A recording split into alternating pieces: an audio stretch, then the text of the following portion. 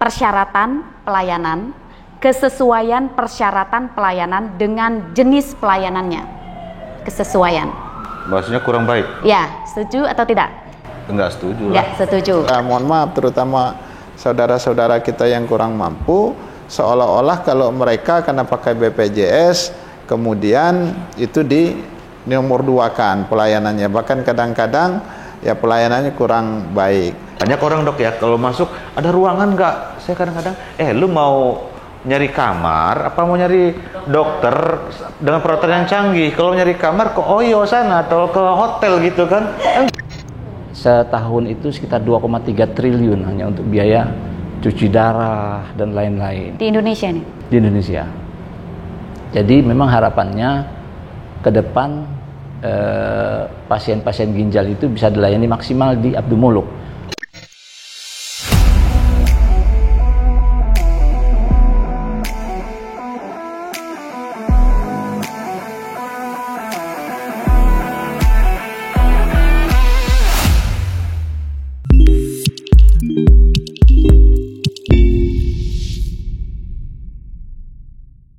Halo pemirsa Pilar TV Entertainment, apa kabar Anda hari ini? Mudah-mudahan tetap dalam keadaan sehat walafiat. Senang sekali saya Fitri Amalia kembali menjumpai Anda dalam program Dialog Komisi 5 DPRD Provinsi Lampung. Saya perkenalkan, di sini sudah hadir Ketua Komisi 5 DPRD Lampung, Dr. Yanwar Irawan. Bung, apa kabar? Alhamdulillah sehat. Sehat, kita ketemu lagi ya. Oke, nggak lupa juga di sini ada Bang Denny Wibowo. Udah nggak asing lagi, Bang Denny. Oke, sehat ya Bang? Sehat. Karena kita mau bahas tentang pelayanan rumah sakit di Abdul Muluk, kita sudah hadir tamu kita. Ada Bapak Mars Dwi Cahyo selaku Wakil Direktur Pelayanan RSDUAM. Pak, apa kabar, sehat Pak? Alhamdulillahirabbil alamin. Baik, bicara mengenai pelayanan, saya mau ke Bang Yanwar dulu mungkin ya. Bagaimana Bang Yanwar melihat pelayanan RSDUAM saat ini? Yang pertama terima kasih. Selamat datang Pak Dwi Cahyo. Ada rekan saya Pak Denny.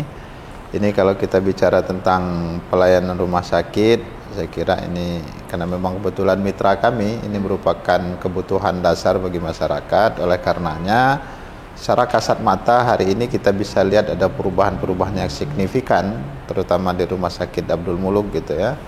Oleh karenanya bukan hanya sekedar sarana prasarananya, tapi juga sumber dayanya juga hari ini kita coba perbaiki, termasuk pelayanan-pelayanan yang selama ini selalu menjadi keluhan-keluhan masyarakat. Nah sampai hari ini saya kira semua kita stakeholder termasuk rumah sakit, kita Komisi 5 pemerintah daerah sudah berusaha memberikan pelayanan yang terbaik untuk masyarakat. Kalaupun belum sempurna, ya inilah tugas kita semua barangkali ke depan untuk memberikan penyempurnaan itu. Ditambah lagi hari ini sudah ada Undang-Undang 17 tahun 2023, yaitu dalam rangka bahwa penyakit ini kalau bisa justru berfokus pada pencegahan, bukan hanya pada pengobatan. Artinya selain kita mengobati masyarakat kita yang sakit, juga memberikan edukasi-edukasi kepada masyarakat agar supaya bisa mencegah penyakit itu untuk datang kepada masing-masing kita. Nah itu juga penting gitu, saya kira itu. Baik, nah menurut Bang Denny nih standar pelayanan kesehatan RSDUAM gimana Bang? Ya kalau saya sih melihatnya gini, awal saya jadi dewan itu ya saya sempat kurang ajar juga dengan senior-senior. Nih ketua sini senior udah 2 periode. Saya pernah marah besar karena ada pasien yang meninggal di Selat Sar Pak, ya dua itu ya. Kemudian ini ada apa sih rumah sakit?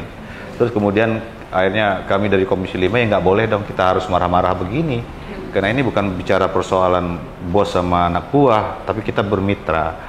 Nah kemudian belum ada tuh tertulis besar Lampung Sehat Berjaya, belum berani dong, terus masih kumuh. Dan ketika sekarang berjalan waktu 3 tahun 4 tahun berjalan, kita lakukan koordinasi yang sangat baik dengan Komisi 5 dengan mitra kita rumah sakit umum. Kita ajak selalu berdialog, kita sering datang ke rumah sakit, kita melihat kondisi rumah sakit, dan pada akhirnya ya kita melihat ya kalau saya pribadi sangat puas. Dan memang masih banyak koreksi-koreksi. Ada beberapa koreksi, misal rumah sakit umum ini kan akreditasi A, yang negeri yang A, sebelum ada URIP juga udah A ya dok ya, udah A. Kemudian semua rumah sakit itu merujuk ke situ. Nah, ilalah yang jadi persoalan di situ justru kadang-kadang sampai dengan hari ini, dan bukan hanya rumah sakit umum ya, rumah sakit swasta di Provinsi Lampung pun ada sistem rujukan terintegrasi, dan itu suka full bed, ruangan, banyak pasien yang harus parkir. Nah, kemudian itu juga sebetulnya bukan kesulitan masyarakat untuk mengakses itu, tapi memang yang selama ini mungkin masyarakat itu taunya kritik, ngeluh gitu kan. Kemudian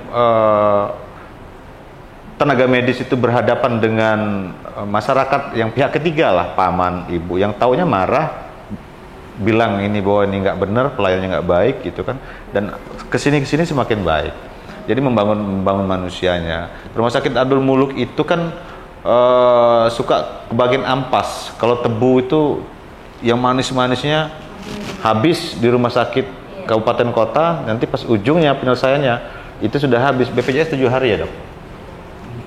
Enggak ya, jadi BPJS itu nanti dua hari ke sini, rujuk lagi, baru terakhir dia sudah nggak sanggup lagi dibawa ke Abdul Muluk. Nah, Abdul Muluk ini sudah ketemu ampasnya sebetulnya.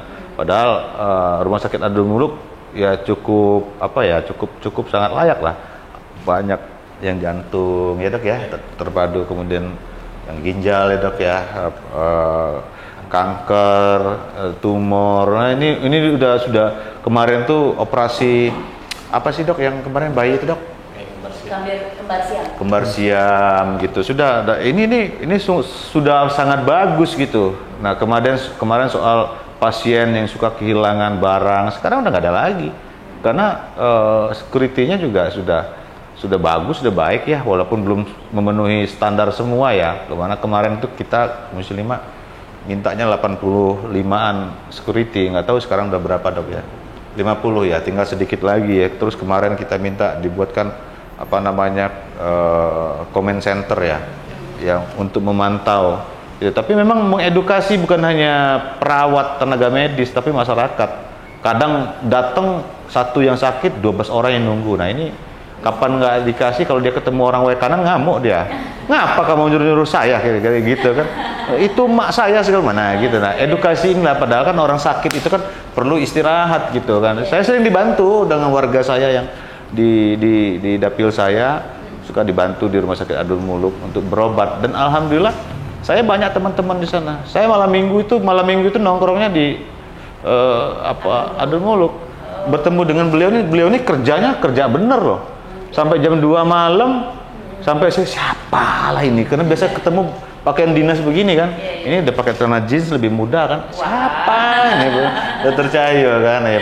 Pak Yanwar juga saya tahu suka keliling-keliling di sana juga. Kita ngurus warga kita yang sakit, karena dan kita juga, kalau saya sering mendengar keluhannya para perawat, saya tahu persoalan di situ. Dan dari yang awalnya tadi 4 tahun yang lalu itu persoalan itu segunung, ya sekarang udah tinggal sedikit lagi. Makanya kita nggak pernah lepas tangan Komisi 5 dalam hal support terhadap pembangunan yang ada di situ. Kan kurang ruangan. Sekarang kalau kayak ruangan bedah ya, yang baru bedah itu, yang kemarin katanya tiangnya miring segala macam, ya masuk udah kayak di mall, AC-nya dingin, bersih, udah bagus. Benar-benar rumahnya orang sakit pengen sembuh di situ gitu loh. Itu sih kalau saya ngeliat sih udah bagus pelayanannya, dan itu udah detail gitu yang dilakukan. Ada taman, ada kemudian yang di depan itu udah nggak kayak terminal. Kok tadinya kayak terminal kan, kaki 5 kemana-mana tuh. Kita minta Pak Lukman beresin itu bukan terminal. Kalau terminal kan kaki 5 padahal pakai tenda-tenda. Kok sekarang udah nggak ada lagi ya dok ya? Iya, sudah steril ya, sudah lebih teratur ya. Oke. Saya pernah membaca nih, setuju atau enggak nih? Saya minta persetujuan Pak Yanwar sama Bang Dedi nih, sebelum Pak Cahyo menyampaikan apa yang dilakukan gitu kan. Berdasarkan hasil survei kepuasan masyarakat terhadap pelayanan kesehatan RSDUAM tahun 2022. Hasil survei kepuasan masyarakat yang dilakukan oleh FISIP Universitas Lampung. Saya minta setuju atau tidak nih kan. Saya mulai dari Bang Yanwar nih. Hasil SKM berdasarkan layanan 9 unsur yang mendapat penilaian baik dan sangat baik. Baik dan sangat baik. Setuju nggak deh Bang Yanwar? Kewajaran biaya atau tarif dalam pelayanan. Setuju. Kesesuaian produk pelayanan antara yang tercantum dalam standar pelayanan dengan hasil yang diberikan. Baik atau sangat baik? Nah, jadi gini, kalau bicara hasil itu bisa saja subjektif. Subjektif. Kenapa orang dikasih obat ini yang mestinya sembuh kan belum tentu sembuh ya dok. Lalu dia akan protes. Tapi tadi yang disampaikan Pak Denny panjang lebar, saya kira kita semua termasuk teman-teman di Rumah Sakit Abdul Muluk selama ini sudah memberikan pelayanan terbaik. Kenapa kita bisa bicara begitu? Saya hampir setiap dalam 1 minggu itu pasti saya ke sana. Pertama ngelihat pasien, kemudian juga ingin melihat persoalan-persoalan yang ada di perawat. Kita juga ngobrol dari hati ke hati dengan mereka. Lalu kemudian apa yang menjadi persoalan-persoalan baru nanti kita bahas nanti di komisi ini gitu loh. Sehingga tadi kata Pak Denny yang tadi ada persoalan-persoalan sedikit demi sedikit itu mulai bisa kita kurangi. Nah, tapi memang sekali lagi kalau mau 100% tentu ada komitmen-komitmen dari semua pihak termasuk tadi dari keluarga pasien dan lain-lain. Dan kemudian yang jadi keluhan selama ini yang tugas kami dengan Pak Denny ini selalu memberikan edukasi kepada pasien bahwa karena ada stigma yang sampai hari ini masih melekat pada keluarga, mohon maaf terutama saudara-saudara kita yang kurang mampu, seolah-olah kalau mereka karena pakai BPJS kemudian itu di nomor 2-kan pelayanannya, bahkan kadang-kadang ya pelayanannya kurang baik. Kita sampaikan, jangankan bapak-bapak, kita ini anggota DPRD sekarang hari ini pakai BPJS juga dan tidak ada pelayanan yang berbeda. Ya, jadi kalau ada kita sampaikan ada pelayanan-pelayanan yang berbeda, ya kita bisa laporkan. Saya sekali lagi selalu memberi kepada teman-teman termasuk media, saya bilang tolong betul agar supaya kita betul-betul objektif menindaklanjutinya. Kalau ada keluhan, apalagi menyampaikan tentang personal, itu divideokan saja. Bahwa kami ke sana dilayani dengan tidak layak segala macam, kan bisa divideokan. Karena nggak bisa kita general secara keseluruhan. Oknum yang tidak mohon maaf pelayanannya kurang bagus, mungkin penerimaan dengan pasien kurang baik, lalu kita general secara keseluruhan, itu tidak bisa juga. Nah, tapi sampai hari ini Pak Dwi, ya banyak yang lapor tapi faktanya belum nggak ada juga yang bisa videoin gitu. Maksud kita itu supaya bisa kita tindak lanjut ya bukti. Nah, inilah yang kita butuhkan, bahwa kita butuh support juga dari masyarakat banyak agar supaya memang secara objektif kita berikan penilaian apakah sudah baik atau tidak, karena kami butuh juga sebagai lembaga pengawas untuk menilai itu dan menerima masukan-masukan dari masyarakat tapi yang objektif. Baik, oke. Sekarang giliran Pak Dwi ini menjelaskan apa yang selama ini dilakukan sampai mendapatkan penilaian membaik. Izin Pak. Ya, silakan Pak Hadir. Bismillah, assalamualaikum warahmatullahi wabarakatuh. Jadi betul yang sampaikan Pak Denny tadi, pernah ada kejadian yang membuat geger sampai di DPRD memang. Tapi kami dari Abdul Muluk itu sudah berterima kasih sekali dukungan dari pemerintah daerah, dari Komisi 5 utamanya dari DPRD. Dengan adanya kejadian itu perlahan-lahan membaik. Perlahan-lahan sarana prasarana diperbaiki, yang tadinya seperti disampaikan tadi agak kumuh, kotor, sekarang OB-nya juga sudah disiplin, bagus, bersih ya. Dan itu kalau orang datang ke sana sudah kelihatan kayak rumah sakit lah. Gitu. Kemudian juga SDM, memang perlu sekali di tingkat SDM, kan di tingkat kementerian itu ada namanya program-program unggulan. Ada 10 program unggulan dan Abdul Muluk itu punya tanggung jawab untuk 9 program. Misalnya kayak jantung, ya, kanker, kemudian stroke sama ginjal. Diharapkan Abdul Muluk itu bisa mengayomi atau melayani setingkat provinsi kan. Jadi nggak perlu sampai ke Jakarta. Kalau dulu orang operasi jantung harus Jakarta, Abdul Muluk sudah bisa sekarang. Ya, udah pernah dilakukan. Kembar siam yang dulu nggak ada, kebayang sekarang bisa. Jadi sedikit demi sedikit sarana prasarana ditingkatkan, kemudian SDM-nya juga disekolahin lagi, ditambah lagi kemampuannya sehingga pelayanannya bisa lebih baik lagi. Dan memang namanya orang sakit seperti yang disampaikan Pak Yanuar tadi pasti subjektif. Ya kalau orang sehat dikasih minum susu enak, kalau orang sakit dikasih susu juga tetap pahit juga ya. jadi memang begitu. Jadi ya kita yang sebagai di pelayanan harus bisa semaksimal mungkin untuk melayani dengan baik. Kira itu sebentar. Yang terbaru layanan uronefrologi, bisa dijelaskan dok? Oh iya, uronefrologi itu gabungan dari urologi dan nefrologi. Urologi itu satu bidang ilmu bedah yang menangani kasus-kasus ginjal, saluran kemih. Nefrologi itu memang subspesialisasi dari penyakit dalam untuk ginjal. Jadi memang di tingkat nasional selain biaya yang tinggi misalnya jantung, kanker, stroke, ginjal ini termasuk yang nomor 4 tertinggi. Setahun itu sekitar 2,3 triliun hanya untuk biaya cuci darah dan lain-lain. Di Indonesia? Di Indonesia. Jadi memang harapannya ke depan pasien-pasien ginjal itu bisa dilayani maksimal di Abdul Muluk. Kan kalau selama ini dengan hemodialisa. Nah, nanti dari uronefrologi ini sampai ke CAPD yang sudah dikerjakan banyak sekali sama Pak Direktur, Pak Lukman. Nanti terakhir ujungnya transplantasi. Karena memang biayanya besar sekali.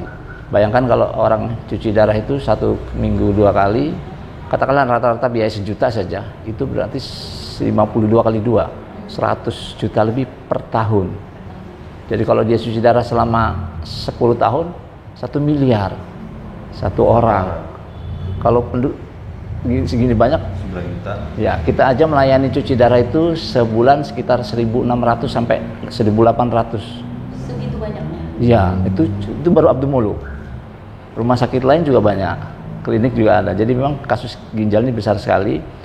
Nah, diharapkan dari Kementerian Abdul Muluk bisa mengampu pelayanan ginjal seprovinsi. Jadi kita juga mengampu rumah sakit di daerah untuk menjadi center-center untuk uronefrologi. Memang kalau di Abdul Muluk nanti sampai tingkatnya ke transplantasi karena biayanya memang sedikit lebih ringan daripada cuci darah. Kalau udah transplantasi tinggal perawatan saja berikutnya. Oke. Tapi ada yang penasaran nih buat saya nih, sebegitu mahalnya biaya di cover nggak dok sama BPJS? Di cover, full di cover. Di cover ya? Di cover. Sama BPJS. Bahkan transplantasi juga di cover. Oh di cover? Iya. Oke, baik. Nah sekarang giliran Bang Denny nih, setuju atau tidak? Oke, hasil survei ini yang kurang baik, mendapat penilaian kurang baik di antaranya 1. Kesesuaian persyaratan pelayanan dengan jenis layanan. Kesesuaian persyaratan pelayanan dengan jenis pelayanannya. Kesesuaian. Maksudnya kurang baik? Ya, setuju atau tidak? Enggak setuju lah. Enggak setuju. Karena kan gini loh, misal pasien masuk ke poli itu sekarang kalau orang masuk ke poli itu dia harus daftar online. Nggak bisa misalnya dia ketemu dokter Pak Yusman itu dokter Ali Pak Yusmedi bedah digestif kan sudah ada dua kan. Tadinya cuma 1, itu cuma 2 loh. Itu seprovinsi bertemu dengan dokter itu aja jadwalnya bisa sebulan 2 bulan ya dok ya. Nah sementara keluarga ini pengen cepat-cepat soal pelayanan, itu dianggap pelayanan kurang baik misalnya kan. Nah saya nggak setuju karena dia harus mengikuti prosedur.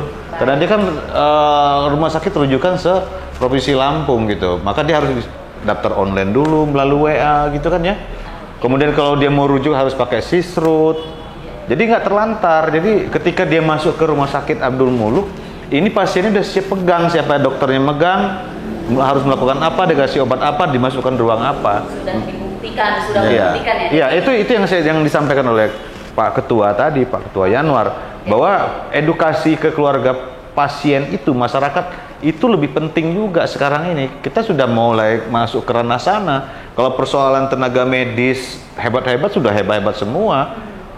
Kemudian prasarana untuk operasi lab udah hebat-hebat semua. Tinggal bagaimana meningkatkan kesadaran masyarakat ini. Banyak orang dok ya kalau masuk ada ruangan nggak?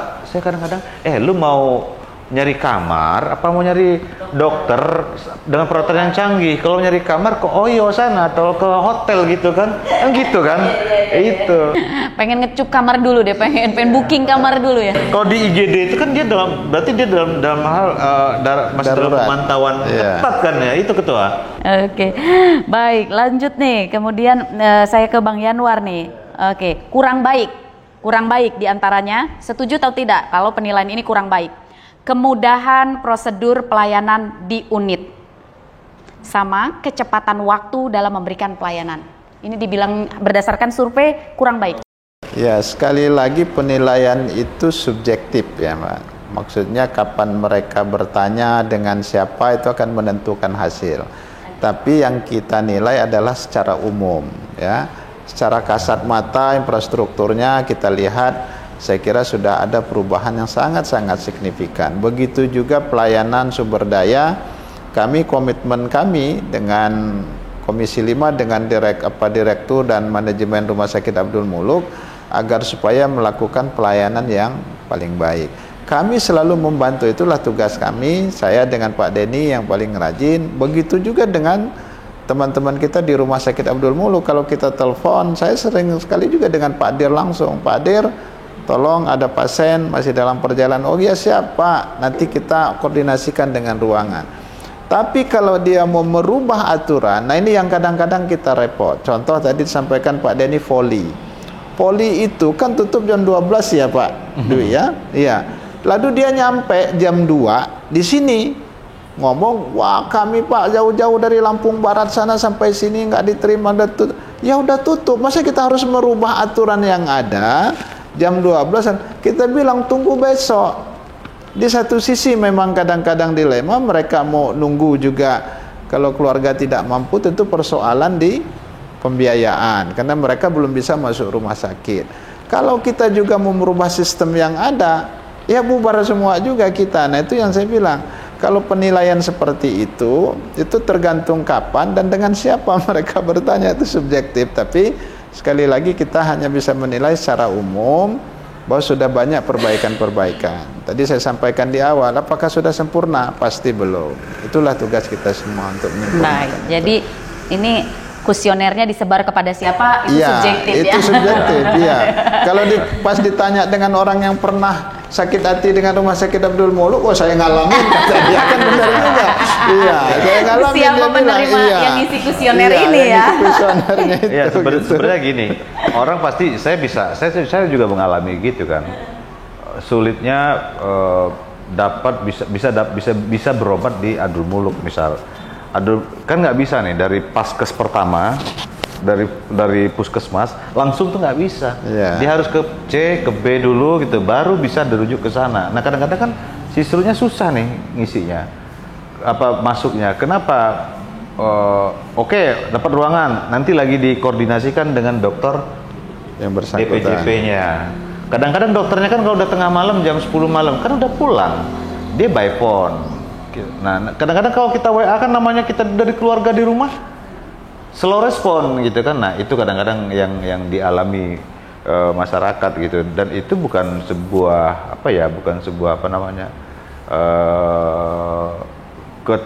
kekurangan pelayanan, tidak sebetulnya. Coba deh cek di Abdul Muluk malam Minggu lah. Saya sering malam Minggu di situ kan. Ngeliat di IGD-nya, orang udah kayak pasar, orang sakit semua. Nah kalau misalnya ada sakit ini, ada sakit kecelakaan, misalnya kecelakaan rame gitu, nah tiba-tiba rame kan.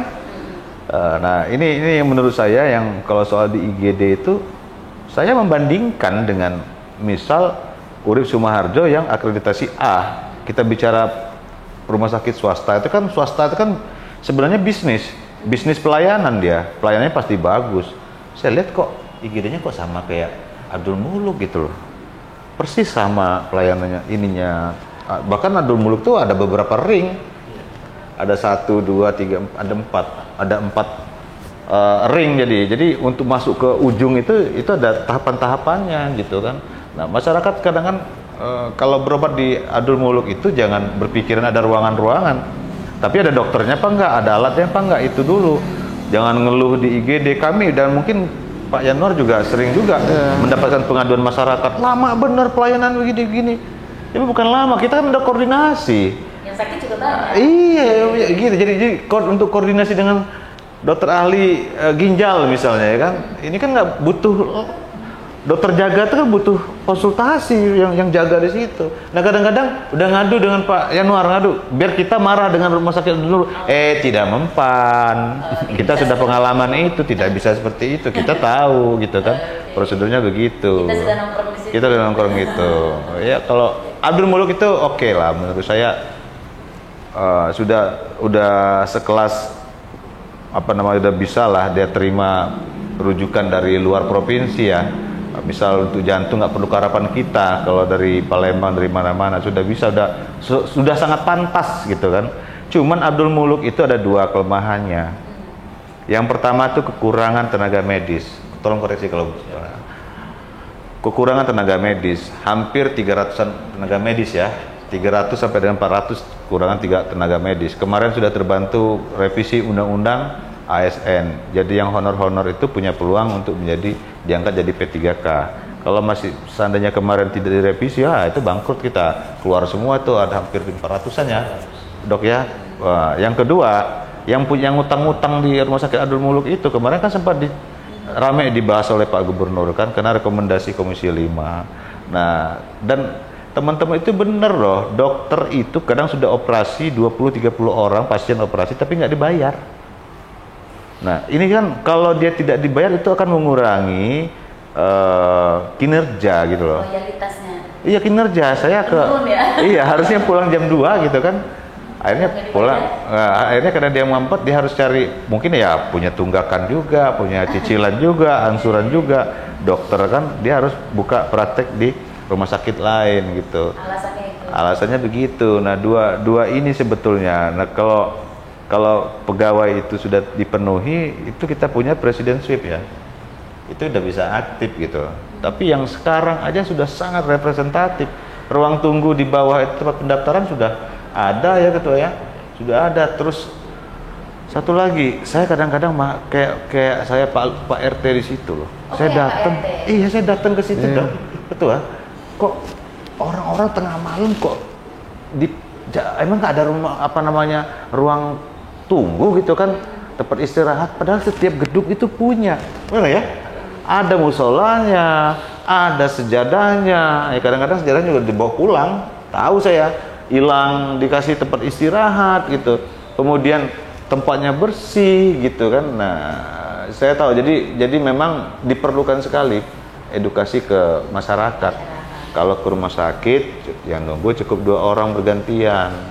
Nggak usah se-RT. Se-RT, tapi lain lagi sih bilang, kok ketemu orang kanan kayak orang saudara-saudara saya gitu ngotot, dia mau apa kamu, dia bilang mak saya yang sakit. Pasti diangkut gitu, keluarganya ya. Iya. Jadi itu budaya ya, budaya masyarakat itu kita yang belum bisa dirubah. Dan sekarang perlahan sudah bagus, sudah sudah mulailah warga itu tertib. Nah, maka kita harus mengikuti perkembangan zaman itu gitu kan. Kalau Komisi 5 datang ke sana nggak pernah marah-marah lagi. Ya buktinya kalau orang nggak pernah marah berarti oke dong. Oke. Udah oke nih Pak Dwi. Jadi yang kurang oke tadi bisa diokein kapan? Sebenarnya sudah oke, tapi masih ada yang belum oke gitu. Gimana Pak Dwi? Masalah apa tadi, tenaga medis ya? Tenaga medis. Izin Pak. Jadi tetap saja rumah sakit ini punya komitmen untuk memperbaiki pelayanan. Contoh di UGD saja, selain dokter umum yang jaga, selain dokter yang nunggu di rumah yang jaga, kita menyediakan manajer on-site. Jadi memang ada dokter spesialis yang ditugaskan tidur di UGD, jaga di UGD untuk bisa memanage pelayanan UGD lebih baik lagi. Itu.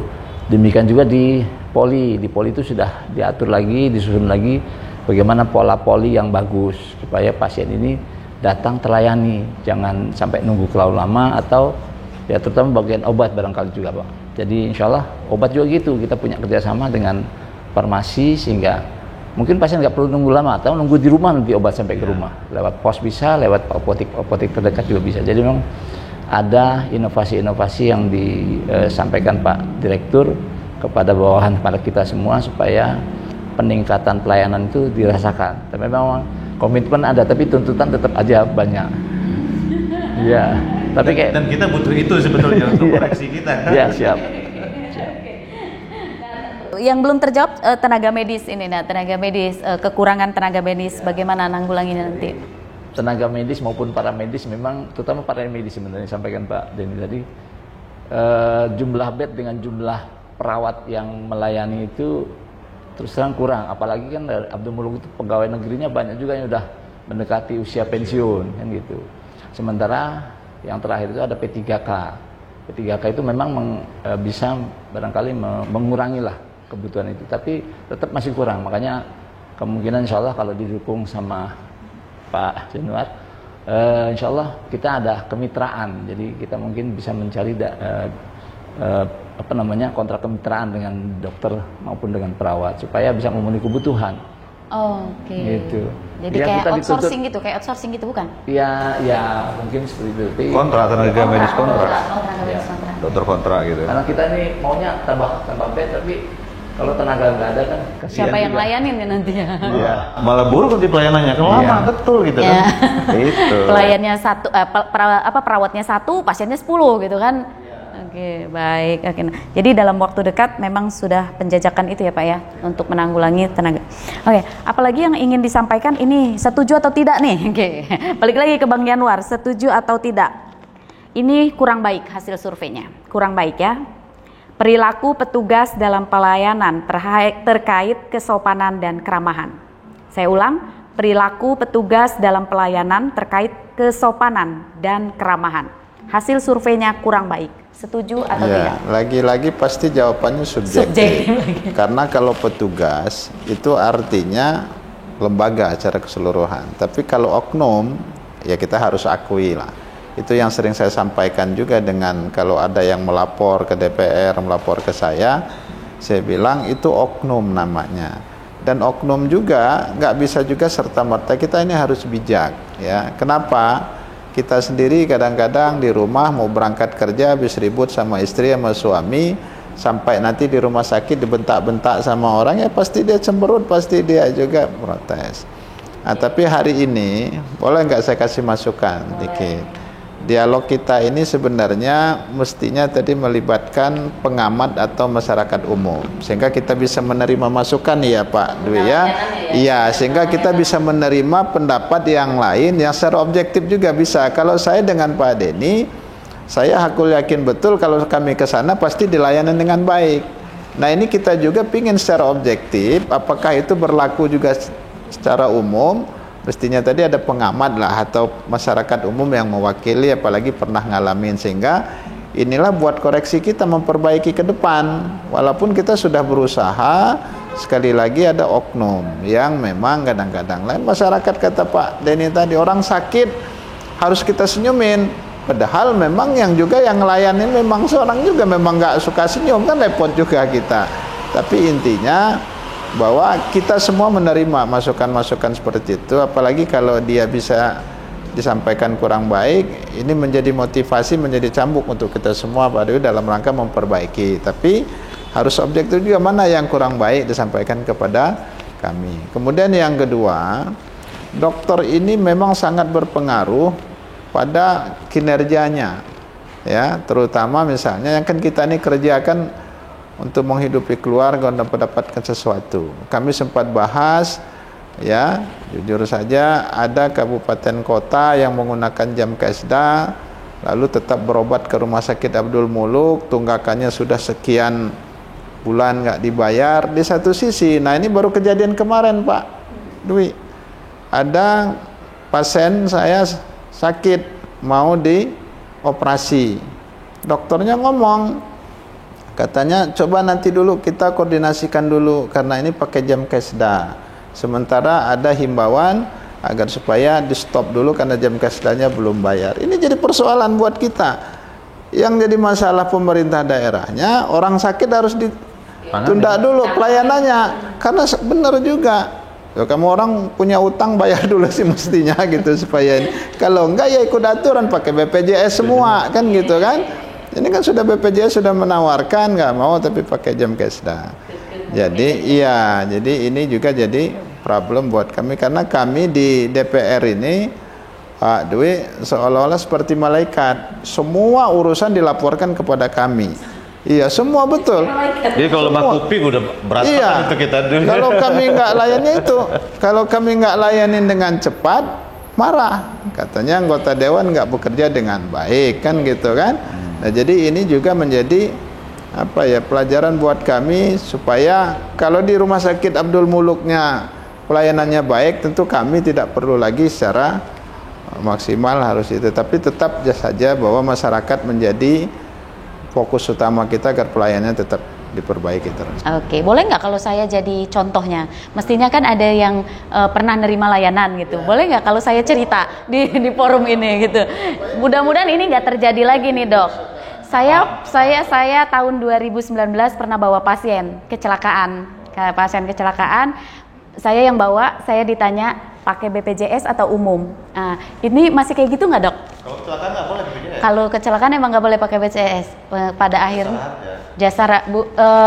pada saat itu saya kan sedang panik ya gitu kan. Sedang panik, saya berharap nanti dulu administrasinya, saya berharap keluarga saya ini ditanggulangi dulu gitu. Kira-kira pertanyaan yang tadi disampaikan oleh petugas itu memang semestinya begitu, Dok? Sekarang ini sebenarnya pembiayaan terbesar untuk kesehatan di rumah sakit itu BPJS. Kan sudah disampaikan 95% penduduk kita itu lebih bahkan itu sudah menggunakan BPJS gitu. Nah, di luar itu ada dengan asuransi swasta, ada yang umum, ada yang seperti tadi jam kesedah, ada juga mohon maaf karena tugas dari Pak Yanur ke kita juga menyediakan dana untuk pasien-pasien nggak mampu. Ya cukup besar juga. Nah, kenapa kita selalu kalau pasien datang itu BPJS apa bukan? Karena kalau udah BPJS jalannya enak, mulus. Gitu. Karena mau apa saja enak, gampang, nggak terlalu sulit. Kalau umum bingung nanti, bikin persetujuan lagi. Saya contoh kemarin ada kasus anak ini jatuh dari pohon. Dia punya BPJS aktif gitu. Terus dia cerita sama BPJS bahwa dia juga sebelumnya dipukul, berantem sama kawan-kawannya. Ada BPJS nggak mau, nggak bisa pakai BPJS. Saya bilang kasihan bener, udah lumpuh, nggak ada, dia punya BPJS aktif kok nggak bisa dipakai gitu. Karena saya bilang coba buat pernyataan sama BPJS bahwa ini memang karena jatuh, bukan karena dipukul. Karena kalau habis dipukul dia nggak dibiayai BPJS. Akhirnya alhamdulillah BPJS setuju dibiayai. Jadi untuk pemeriksaan MRI bahkan operasi bisa ditanggung. Nah, kalau udah umum itu bingung nanti aja. Nanti kalau mau pemeriksaan ini ada biaya lagi, tanda tangan lagi. Kan gitu. Harus ada DP dan lain-lain. Makanya sebenarnya seperti sampaikan Pak Yanuar tadi, lebih aman sudah punya BPJS jalan. Iya, karena ya mohon maaf yang namanya seperti yang Pak Dini bilang, bisa saja sih waktunya panjang misalnya, perawatan panjang jadinya over budget atau over limit gitu yang biayanya sehingga melebihi paket. Ya mau nggak mau, suka nggak suka, namanya rumah sakit rujukan utama, terima mesti. Iya, dan insya Allah kita tetap layani gitu. Tetap bayarin ya. Oke, baik. Bang Denny. Iya, silakan. Pertama 2019 itu bulan berapa? Jangan-jangan Pak Denny belum di DPR kayaknya. Iya juga ya. Itu maksud saya. Ya itu satu. Ya. Okay. Terus kedua, ini yang selalu jadi problem sampai hari ini. Ya, jadi prosedur memang di rumah sakit itu ketika pasien masuk itu memang harus ditanya. Tapi kadang-kadang pasien sudah under estimate duluan. Ketika ditanya BPJS seolah-olah ya mereka didiskreditkan, padahal tidak. Lalu nanti kalau sudah ditanya, oh ini BPJS ditaruh dulu, dokter kata Pak Denny tadi ngelayanin yang itu. Mereka udah telepon kita, Pak, ini kami ditelantarkan karena kami pakai BPJS segala macam. Apa masalahnya? Iya, kami tadi ditanya dulu pakai BPJS enggak, lalu ditaruh aja. Padahal memang prosedurnya begitu. Jadi ditanya itu, kenapa? Karena secara administratif itu berbeda. Bukan pelayanannya yang berbeda, tapi kan surat menyuratnya kalau dia nggak pakai BPJS, berarti dia nanti harus bayar secara umum. Kalau BPJS dia gratis, tapi pelayanannya ya kita pastikan tidak akan ada perbedaan sampai hari. Secara umum ya, tapi oknum ya jangan disamakan karena oknum tetap saja di mana-mana mesti ada. Iya. Jadi sebenarnya gini, rumah sakit Abdul Muluk itu udah nggak bisa ngapa-ngapain lagi, mau curang udah nggak bisa lagi. Karena saya, Pak Yanuar dan teman-teman yang lain sering banget. Kalau saya dan Pak Yanuar misalnya seminggu bisa 2 kali masuk gitu kan ke rumah sakit. Yang lain juga masuk tiap hari dimasukin komisi 5. Nggak bisa dibohongin lagi. Misal kita masuk di IGD itu langsung disambut satpam. Satpam terus ada yang jaga di depan. Dijaga tuh diinin dulu di dalam itu. Di screening lagi di depan itu kan. Baru boleh masuk ke dalam. Nah, ketika bicara urusan ruangan ya dari dalam. Nah, kadang-kadang kan ya namanya orang kampung saya ya. Orang kampung saya itu taunya kalau ke rumah sakit, oh ini udah dibawa Pak Dewan ini. Gitu kan. Jual nama saya, udah gitu pelayan belum dapat ruangan kena ngantri gitu kan. Ini langsung ngadunya nggak macem-macem gitu, yang macem-macem. Nah, kadang banyak yang begitu, itu orang kampung saya. Karena memang misal pelayanan, kenapa ada perawat yang judes gitu kan? Dari mana Pak? Gitu kan? BPJS atau Pak? Nah, ini kembali lagi, ini Sumatera bro. Orang Lampung tuh nggak ada yang ngomong bagaimana Pak, nggak ada. Sehat Pak. Iya, orang Medan nggak ada. Kau sakit apa? Iya. Kalau orang Sunda sakit apa tuh? Iya. Gitu kan? Ini di Lampung, kita di Lampung. Iya. Jadi jangan baperan gitu. Kalau dia 1 sampai 10 misalnya nilainya yang tadinya 2019 ke bawah itu sampai 10, 9 nilai perawat yang judes, sekarang paling 3 sampai 4 masih ada. Ya orang pening, udah mau pensiun. Apalagi harus bayar ini bayar itu. Sakitnya macem-macem. Iya kan? Macem-macem. Saudaramu kan siapa bukan cerewet betul lagi. Kayak gitu ya. Gitu ya. Kalau saya bilang ya teman-teman perawat di sana. Ini kalau misalnya ada surga nanti meninggal terus masuk di sana nanti masuk surga itu perawat duluan tuh macam dokter Pak Cahyo nanti panggil kita Pak. Dia aja kita mungkin yang nyambut tuh mereka. Kenapa? Karena nyelamatin manusia itu yang ini banyak sampai kenapa salah satu kabupaten kota yang sampai terutang banyak itu nggak dibayar tapi tetap dilakukan karena kemanusiaan. Ini bicara persoalan menyelamatkan manusia, maka saya bilang nanti mungkin yang penerima tamu nanti saya dan Pak Yanuar nanti di surga nanti ya Dokter Cahyo mungkin, Pak dulu ya, di sana nanti. Pada intinya adalah komitmen pemerintah untuk meningkatkan pelayanan terhadap masyarakat di RSD UAM. Saya mulai dari Bang Yanuar, silakan Bang. Baik, terima kasih. Statementnya singkat saja. Bahwa sehat itu mahal, maka lebih baik mencegah daripada mengobati. Oke, Dokter Cahyo silakan. Ya. Rumah Sakit Abdul Muluk sebagai rujukan utama Provinsi Lampung siap untuk berkomitmen meningkatkan pelayanan semaksimal mungkin untuk warga Lampung. Oke, siap melayani semaksimal mungkin ya. Oke, pelayanan tanpa batas pokoknya ya, Dok ya. Oke, Bang Denny silakan Bang. Ya Bapak Ibu semuanya masyarakat Provinsi Lampung, jangan ragu untuk berobat di Rumah Sakit Abdul Muluk.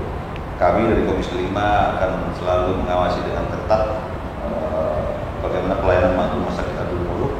Komisi 5 DPRD Provinsi Lampung selalu bersama masyarakat, mana yang tidak baik akan kita perbaiki. Kemudian perlu diketahui juga untuk berobat di Rumah Sakit Abdul Muluk ya harus mengikuti peraturan yang ada, Sisrut atau daftar online biar tidak terlantar. Pastikan yang menunggu pasien itu hanya 2 orang.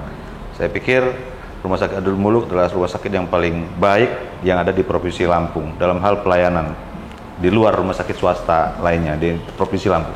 Oke, terima kasih Bapak-bapak, terima kasih Pak Dokter juga sudah datang di sini mewakili Rumah Sakit Umum Daerah Abdul Muluk. Pemirsa, segala upaya dan komitmen dilakukan oleh pemerintah untuk memberikan pelayanan yang prima di Rumah Sakit Umum Daerah Abdul Muluk. Tentunya tidak akan terlaksana apabila tidak ada kerjasama dari kita sendiri, saya dan juga Anda selaku penerima layanan tersebut. Baik, usai sudah jumpa kita dalam program Dialog bersama Komisi 5 DPRD Provinsi Lampung. Saya Fitri Amalia, mewakili kru yang bertugas undur diri. Sampai jumpa.